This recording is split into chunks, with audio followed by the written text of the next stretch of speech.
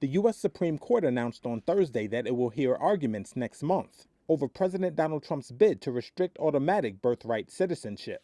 An executive order signed by Trump on his first day back in office directed federal agencies to refuse to recognize the citizenship of children born in the United States who do not have at least one parent who is an American citizen or lawful permanent resident.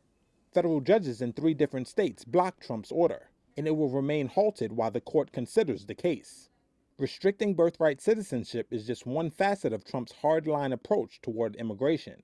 On Thursday, the Justice Department said it would appeal U.S. District Judge James Boasberg's finding that there was probable cause to hold Trump officials in criminal contempt of court for violating his order to return alleged members of a Venezuelan gang who were deported to El Salvador under an 18th century wartime law. Trump spoke to reporters about the issue while hosting Italy's Prime Minister Giorgia Meloni at the White House.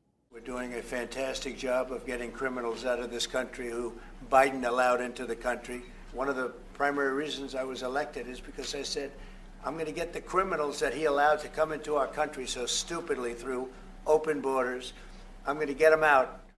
In a separate case involving Kilmar Abrego Garcia, a migrant who was wrongly deported to El Salvador from Maryland, government lawyers asked an appeals court to stop a judge in the state from ordering Trump officials to provide documents and answer questions under oath about what they had done to secure Abrego Garcia's return.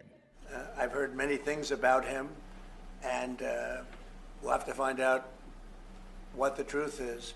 Later, in a strongly worded unanimous opinion, the appeals court rejected the Trump administration's requests in the Abrego Garcia case, adding that the executive and judicial branches are, quote, grinding irrevocably against one another in a conflict that promises to diminish both.